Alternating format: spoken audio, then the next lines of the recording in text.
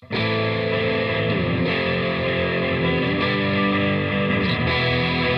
hundreds of years we brought you the news. Printed the info, we gave you the clues. Owners' profits were always sky high. Changing market now threatens our Hey everybody, welcome to Navel Gazing, the Valley Indy podcast. My name is Eugene Driscoll. I'm the reporter editor of valleyindy.org, and that is a nonprofit online newspaper that covers Ansonia, Derby, Seymour, and sometimes Shelton. Shelton is the topic of discussion in this episode. I have an interview with State Representative Jason Perillo I'm about to play for you. We talk about what's going on in Shelton in terms of COVID-19. As you may be aware, there have been 4 deaths locally from this virus, and all 4 were in the city of Shelton. In Shelton, there were 18 reported positive cases on Friday. As of yesterday, March 31st, the number was 48 with 4 total deaths. So we talk about that a little bit, get some perspective on those numbers. Before we begin, a quick word from our sponsor, valleygivesback.org. Love your local nonprofits and build a better community with a gift that costs you nothing today. Name a Valley nonprofit in your estate plan and create a legacy that tells future generations what mattered to you.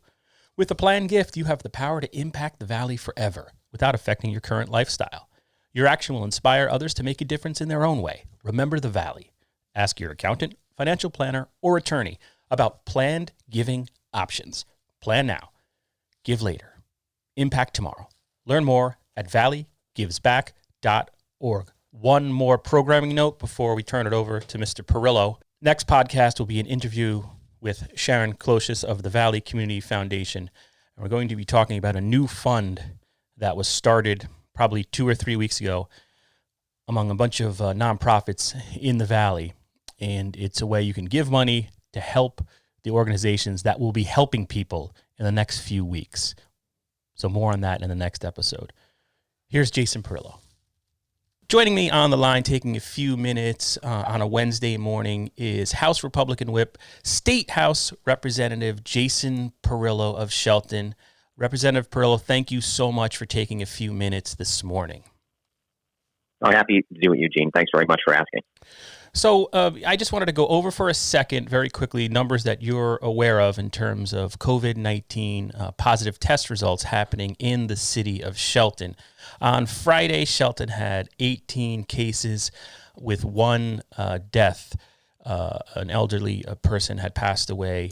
Postmortem confirmed that the person had COVID-19. Then yesterday at about 4 p.m., the number is now 48 confirmed cases, 3 additional deaths, so 4 total in Shelton.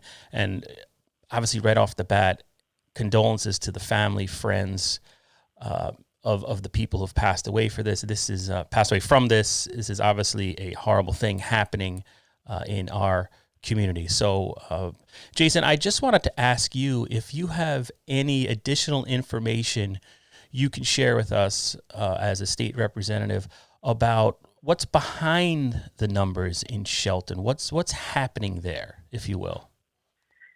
Yeah, and obviously, first, as you said, Eugene, this is just a terrible situation, and your heart just goes out to the families and the friends of these folks who passed away.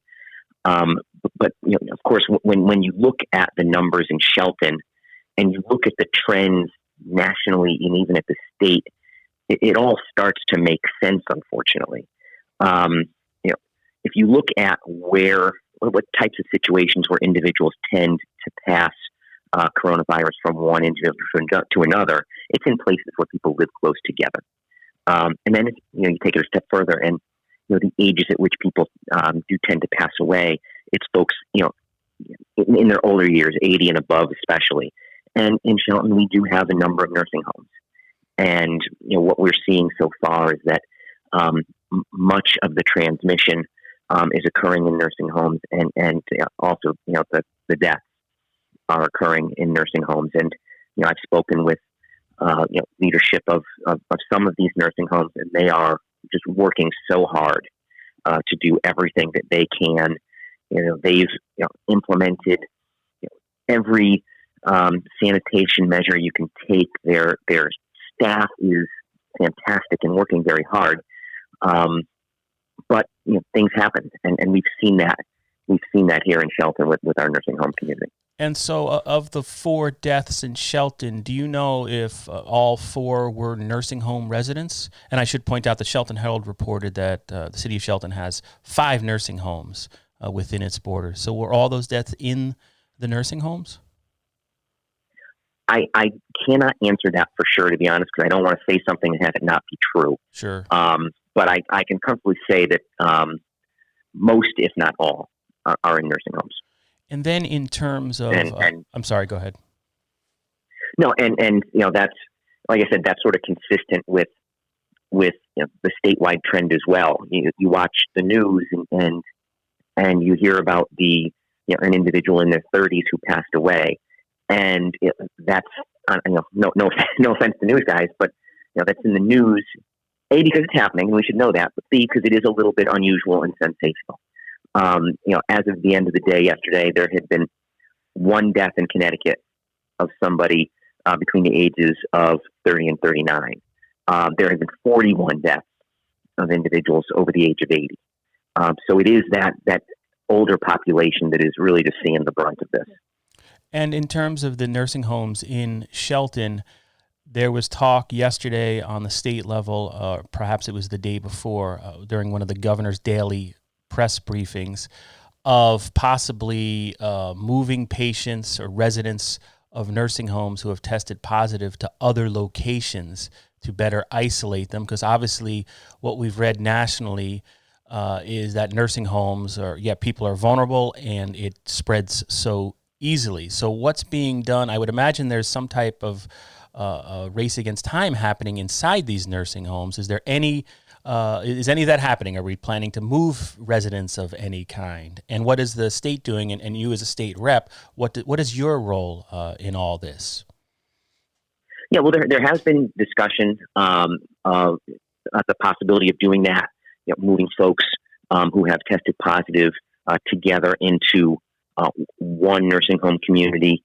There have been a couple that have been explored, and quite frankly, I don't know exactly what the Department of Public Health has settled on, or if they have settled on one.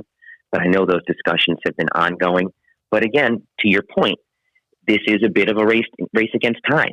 Decisions need to be made. They need to be made quickly. And I don't want to turn this into a political discussion, because now is certainly not the time for it. But it would the administration and the agencies like the Department of Public Health, there needs to be a true sense of leadership, and decisions need to be made, and direction needs to be given. And I'm obviously very plugged into the emergency medical service community in the Valley, and I'm hearing from a lot of providers that I hate to say they're winging it, but they're winging it. They're looking for guidance, sort of wondering, what does the Department of Public Health want us to do, and they're not getting that guidance. Now, fortunately, in the Valley, we have a lot of really talented, dedicated people running our ambulance services, fire departments. I should mention Mike Maglione, who's the emergency management director here in Shelton. Folks who've been doing this a long time. They get it, they understand it, and they're not afraid to take action. So you're starting to see that in the Valley, where organizations, ambulance services, paramedic services are coming together as a team without state direction, and just saying, we need to make this happen. And that is really beginning here in earnest in the Valley. And for anybody not familiar, Jason, what's your title with Valley Emergency Medical Service? You're the executive director? Is that? I am the executive director. I was asked a number of years back to come back for a few months and help out. Yeah. And I think it's 4 years later, and I'm still helping as much as I can. Yeah, I remember it was supposed to be temporary. It was, yeah. So much for that. Let me just jump in. So I think I've been talking with these other ambulance chiefs, and they're doing these guys are doing a great job. I'm really impressed. Yeah. So what are some examples, or what is an upcoming example of the EMS providers in the Valley teaming up, as you said, to take action or to do something? What's an example of that as someone who isn't in that industry? Yeah, well, I mean, the big thing that can impact a first responding agency, be it Ansonia Rescue Medical Services or Storm Ambulance in Derby, any, the thing as an ambulance provider you worry about is your own staff. If you get two full-time personnel, paramedics, who either are test positive or even have signs and symptoms, they can't be treating patients. So the big concern in the Valley is manpower among first responders. So one of the discussions that's been started, and I'll be talking with more folks today, is about how to pool those human resources and make sure that, if Seymour ambulance has a few people who are able to work, and Echo Hose ambulance in Shelton has a few people who are able to work, get them together on a common ambulance and fill in and do those sort of regional things that we've talked about for so many years. But if there ever were a time for regional approaches, this is it. We're all in this together. It's forcing the hand. I think you're going to see, and not even so much force the hand, because I was talking with all the chiefs yesterday, and there's just a tremendous willingness to work together as a team and make this happen. We all get it. I mean, the trend line. If you'd asked me a month ago, I honestly, I was one of those people who said, this is probably blown out of proportion, but I was proven wrong, as were many people. And, the trend line is heading north fast. And, the Valley EMS community is, clearly understands that, and they're seeing it firsthand, obviously. And they're coming together to pool resources, especially human resources, to make sure that, when you call 911, you get an ambulance in a timely manner with trained professional people. And that's really the approach that we've taken. Okay. And then in general, Jason, I mean, you live in Shelton, you represent the city in the State House. Shelton is the center of economic activity for the Valley and beyond. I mean, you got your Walmarts, you got all the stores along Bridgeport Avenue. What's the sense among the people of Shelton, given the reports that are coming out of Shelton? And then separately, are you seeing the social distancing that needs to take place in Shelton? Yeah, it's much better now than it was 2 weeks ago in terms of people taking the social distancing seriously. What's also helping, quite frankly, is that, there aren't 5,000 people trying to get every last roll of toilet paper. That's sort of settled down. But, in our grocery stores, and we have a number of them, people are being careful, they're being cautious, they're not getting too close to one another. So you're seeing people take those smart actions. If you look out at the golf courses, people are out there playing, but they're doing it responsibly. I'm seeing that. I think sometimes that maybe our kids need to understand it and practice a little bit better. I've seen, some of the parks open and, kids playing basketball, and that certainly flies in the face of what we're trying to accomplish here. And I think some parents need to honestly really step up and make sure that, their kids understand it and they're not doing that. You shouldn't be driving down the road and see, 5 kids crammed into a car just because it's not, they don't have to be at school. That's irresponsible. So parents really do need to crack down on that. But from a business perspective, obviously businesses are concerned.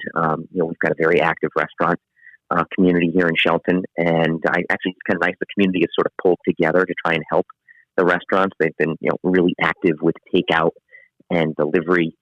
I spent, when that first push from the governor came out to identify restaurants as, quote unquote, non-essential, I was feeling, just like any other legislator, was fielding calls from all over the place, from restaurants, employees.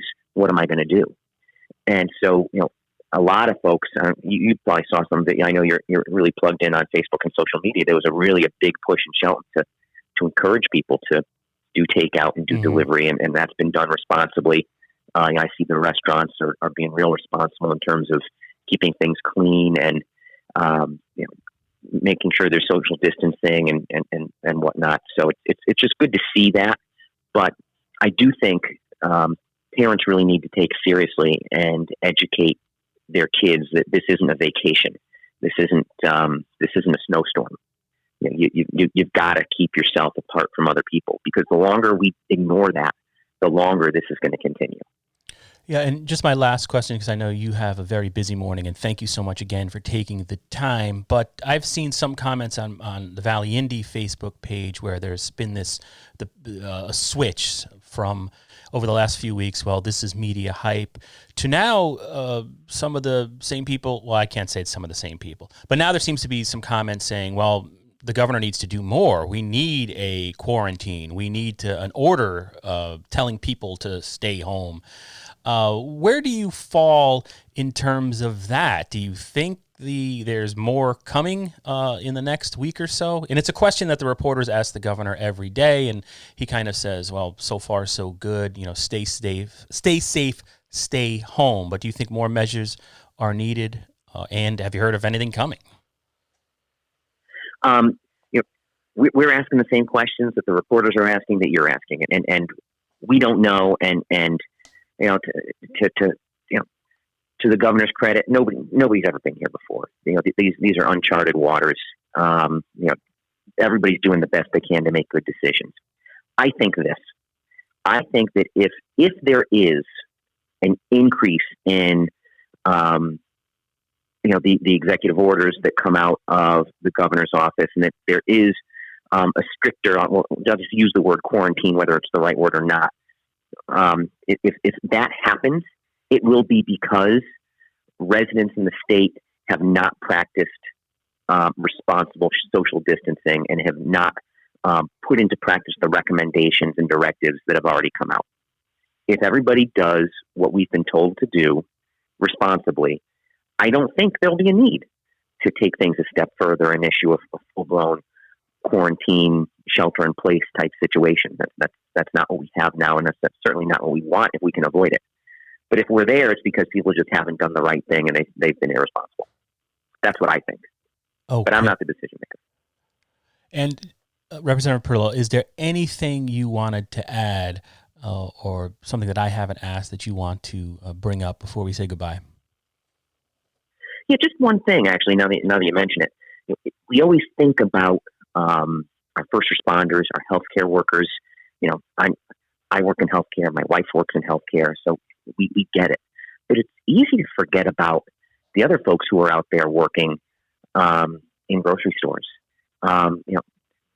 Working at Walmart. They didn't sign up for this, but they're there because they know they need to be, because people have to, keep food on the table. So, don't be responsible when you go into the grocery store and try to keep these folks as healthy and safe as possible. But say thank you. Like I said, they didn't know. Nobody said, when they took a job at Stop and Shop, nobody said, "Oh, you'll have to be here during a pandemic." That never crossed anybody's mind. But they're there and they're doing it. So say thank you and keep them safe. All right, sir. Again, thank you so much for taking the time. Eugene, thanks a lot. I'm happy to help anytime. You know that.